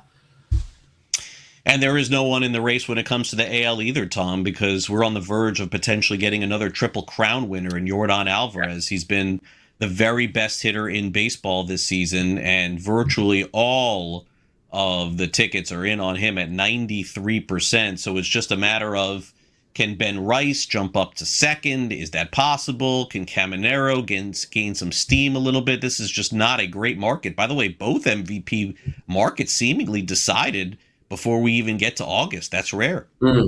It is rare. We had a very tight race in the AL last year. The NL is just the Shohei Ohtani award. For this one, the only player that I would have interest in would actually be Nick Kurtz. If you can get a position on him and he, again, just puts up stats, I'm not going to say he's going to power the Athletics in any way to meaningful team success, but Nick Kurtz is back. If you can get a position on him and he just starts putting up stats left, right, and center, that will improve, but it's not going to cause him to win the award. It's still going to be Yordan Alvarez winning it.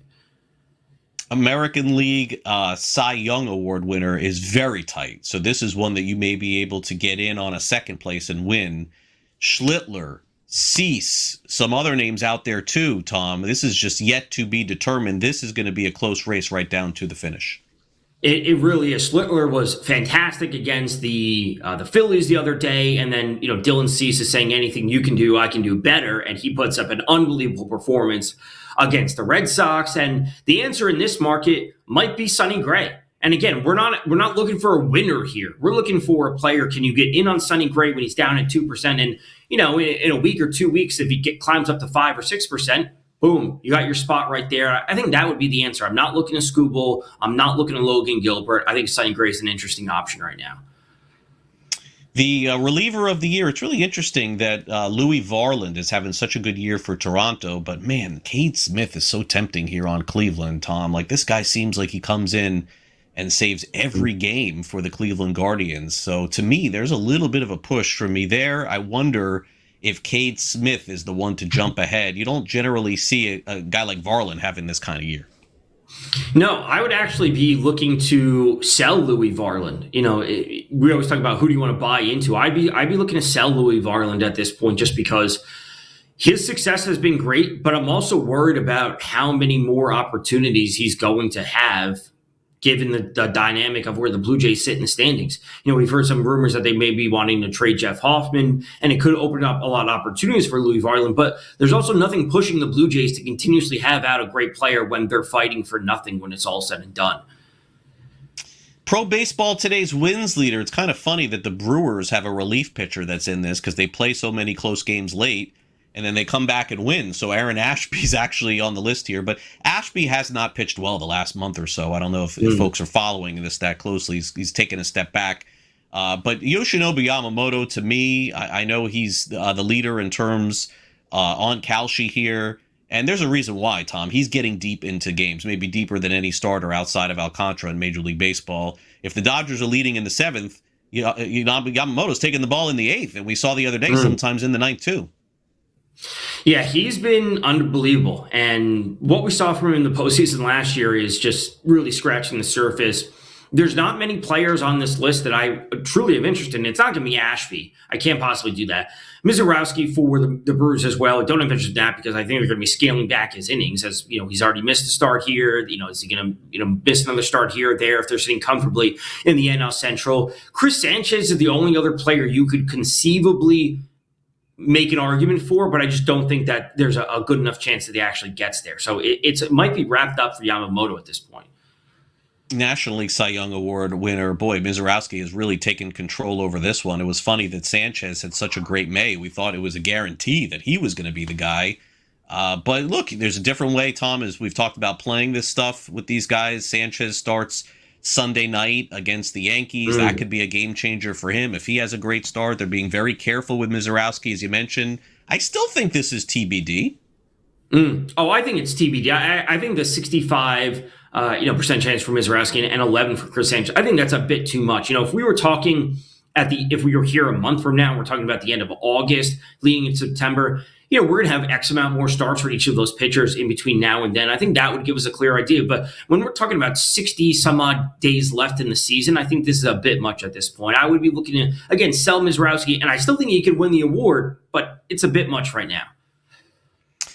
The Sal Stewart train continues to roll. J.J. Weatherholt, to me, has been one of the biggest reasons the Cardinals have really moved up here. But it seems like Stewart got off to such a great start, and he's banked so many stats, Tom. And the other thing, too, is that if you have a rookie that wins the Rookie of the Year, you get a pick in the draft, an extra one here. So the Reds are really looking toward the future. I would guess it ends up being Stewart, but could you see Weatherholt moving up here a little more? Or the Pirates have a couple of guys, by the way, that have had great years. This kid Valdez came out of nowhere. Yeah, I could certainly see Weatherholt moving up and or winning the award. Sal Stewart's put up a great year. Weatherholt is obviously, getting headlines because he signs the contract extension. I see this as a pretty much of a coin flip race. I don't think the gap is as big as we're seeing right now. I think Sal Stewart will climb his way back into the picture. And listen, if the Cardinals start to slip overall, I'm not going to say Weatherholt's going to be slipping, but it does present an opening for Sal Stewart to continue to move up. There was a report Sunday that said that John Mozeliak is going to stay on as GM of the Los Angeles Angels. That's good news for them. He'll provide a lot of stability for that team. I know that, Cardinals fans weren't thrilled at the end of his tenure, but you look at all the World Series that guy won. Undeniable. Did a great job with St. Louis. How about Executive of the Year, Tom, in Major League Baseball? Certainly a lot of different choices that you could go with here, and certainly this moves up and down throughout the course of the year, but Chris Getz and the job that he's done with the White Sox has to be considered. No one had the White Sox being 500, let alone competing for the division. Yeah, I think the division is important in this market because if they just make the postseason as a wild card team and Pittsburgh makes the postseason as a wild card team, how do you evaluate one over another? Like, they both weren't expected, but they both made the postseason. How is one dramatically better? I still think that, you should be looking at the Rays as an option. They are never viewed as the favorite in the AL East, and the Yankees are there, and the AL champs from last year are there with the Blue Jays. And yet if the Rays win the AL East, there's always going to be a conversation to win Manager of the Year or Executive of the Year. Yeah, and this is very much a TBD award, too, on all of the prediction markets, Tom, because, Ben Cherington is out there. I mean, could the Pirates make some moves, make the postseason? This guy could end up winning. Charrington 20% right now on Kalshi. And Sam wants Paul Taboni to win Executive of the Year. I don't know. They probably have to make the postseason. All right, we'll take a quick break here on Pro Baseball Today. Tom will have you caught up and get you ready for what's to come here on the show. So make sure you stay on the grid for that. Don't forget, we're back here for our trade deadline edition of Pro Baseball Today next Sunday. We'll get you caught up on everything that has happened and everything that will happen, because when we're back next Sunday, the deadline will be just 48 hours away. We'll have plenty to come here when we return next. Also, congratulations to all of our new members in the National Baseball Hall of Fame, Carlos Beltran, Jeff Kent, and Andrew Jones. We'll be back after this.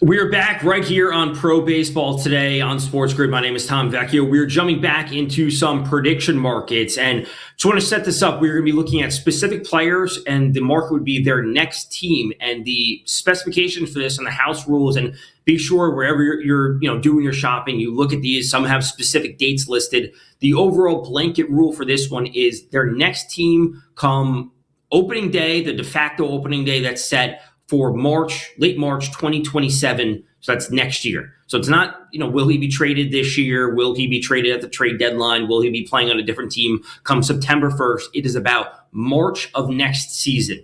So let's jump in with, the big name on the trade market is Tarik Skubal for the Detroit Tigers. As of now, the leader in the clubhouse would be the Boston Red Sox, and they have jumped up out of nowhere, at least that I'm seeing, up at 69% for Boston. The Dodgers are sitting at 37%, Milwaukee 15%, Chicago 12%, Detroit 12% as well. And again, this is not about will Skubal be traded to someone this year. It's about who will be his team come opening day. Now, the Boston Red Sox coming out of nowhere, going up 68%, up to 69% is crazy. Now, they are a big market team that could conceivably offer Skubal a big contract come the offseason. So could the Dodgers, so could the Cubs or the Braves. I don't see Milwaukee being the answer. Now, Milwaukee may be there because people are reading into the trade deadline rumors that the Brewers are looking to be aggressive at the trade deadline and they want to go after Skubal. But again, this is not about Skubal pitching somewhere on September 1st or August 1st. It's about April 1st, essentially, of 2027. So keep the house rules in mind anytime you're looking at any type of prediction or betting market. Next one, Christian Walker. This is an interesting one just because, he's with the Astros now. Are the Astros looking to trade him? Is he going to be moved in the offseason? Whatever it might be. Houston, can make sense just because he's going to stay there. The Mets do need a first baseman in theory. Because they didn't re-sign Pete Alonso. They bring in Jorge Polanco to play first, despite the fact that's a position he's literally never played. Philly doesn't make a whole lot of sense to me, just because they have Harper there. We know he's playing first base. Cleveland does make some sense to me. I kind of do like that. I think the combination of Kyle Manzardo and Rhys Hoskins isn't the long-term answer there. So honestly, I'd be looking to stay in Houston, go to the Mets, or potentially even Cleveland. I don't think that's a half-bad answer there.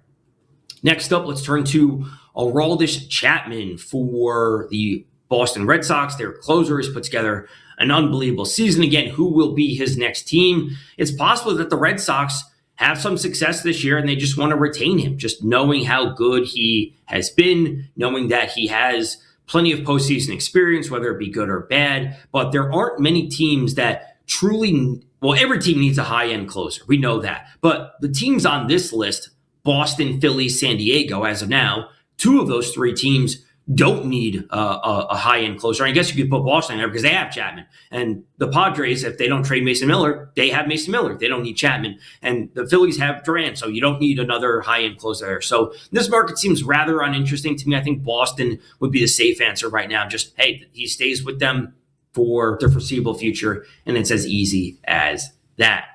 The Joe Ryan one, his next team is truly interesting because, to me, Joe Ryan looks like a Dodger. He really does. And he looks like the type of pitcher that the Dodgers would want to go after. And we know there was some speculation in the previous offseason of Joe Ryan potentially being moved. He had some back issues, how much of that is going to linger long term. But Joe Ryan deserves to be paid. And that's what this really comes down to. Can the Minnesota Twins retain him and sign him to a long-term contract? That's what this really is. Do they have the money and are they willing to spend on Joe Ryan in what I think is a comfortable tier 2 Cy Young candidate in the AL, at least this year? I don't think he's, even coming into the year, I didn't think he was going to be one of the favorites. I didn't think he was going to win the award, even if he stayed healthy, even if he had a great season. I didn't think he was going to be a true AL Cy Young winner, but I think he's in that second tier where he's an interesting option, and you'll always get his odds around 20-1, somewhere around there. And you say, okay, he's a viable option that's at least capable of putting up a Cy Young type season. So that's the pitcher, that's the type of pitcher I think the Dodgers would want to go after because he has this clear upside. They can afford to pay him, CBA, new CBA notwithstanding. But I would be looking to a team like that. It would not be the White Sox. The Cubs are an interesting option just because if they're going to be a large market team that can be willing to push for him. Also, the Braves are interesting just because they continuously need pitching depth. Despite the fact that they have great pitchers, none of them can seemingly stay healthy. So Joe Ryan signing a long-term contract with the Braves does kind of pique my interest a little bit. Next up, and lastly, at least for the players' next team prediction market that we're looking to, would be Francisco Lindor for the New York Mets. And right now, the only teams that we're seeing would be the Mets and then the Los Angeles Dodgers. And what the Dodgers do long-term at shortstop is going to be interesting because I don't think Mookie Betts is the long-term solution at shortstop just because of his age, just because of the miles on his body. He's dealt with, some injuries over the past few years. The Dodgers do need to start looking at the future. As good as Freddie Freeman and Mookie Betts are, they're not getting any younger. So finding another solution at shortstop, maybe shifting Mookie to second just because it's a little bit less stress. Some of those things I think are going to be questions that the Dodgers are going to have to answer. This really comes down to, are the Mets willing to move off of Lindor and kind of wash their hands of this situation? And is there a team that's capable of taking on the Lindor contract? Those are the real two answers to this situation, or the two questions that would answer this situation. I don't see another team stepping in unless it's a big market team that has a lot of salary and they're also at a positional need of shortstop. I will say the Red Sox are in the shortstop market. They've had their eyes on Jeremy Pena. They've had their eyes on Zach Neto. And again, I think Lindor fundamentally fits with them. It's just a matter of, can they make the pieces match? So the prediction markets, again, read the house rules specifically for these on College. They are about the player's next team come the end of March of 2027. It's not about August 1st. It's not about September. It's not about whether they're going to be traded this year. It's about next March. So keep all that in mind whenever you're looking to put any of these prediction markets investments in. We have one more segment coming up right here on Pro Baseball Today. We'll touch on a quick storylines that we didn't hit at the beginning of the show. We'll wrap things up, and we'll be approaching the trade deadline before you know it. Stay tuned right here. Pro Baseball Today. We'll be back.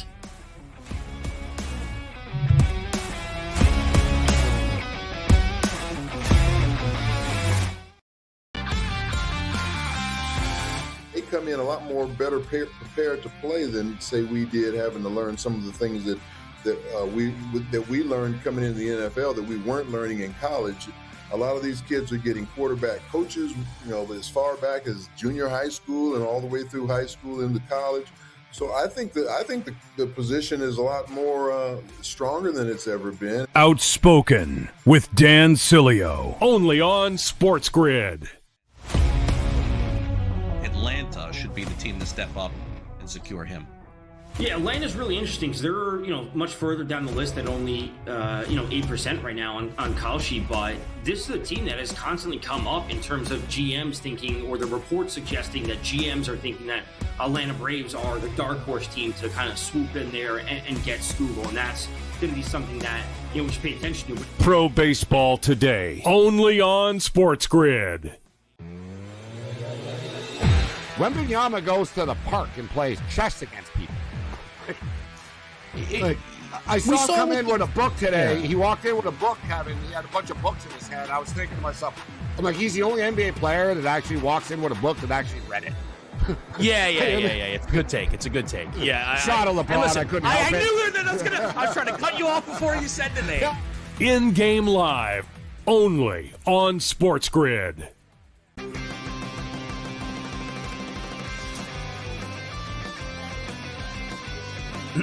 Class is in session. Today, let's talk about the teaser. A teaser is a multi-leg bet where you shift the point spread in your favor. You get better numbers, but every selection has to win. It doesn't matter what you bet if you don't have the insights. Tune into SportsGrid and get ahead of the class.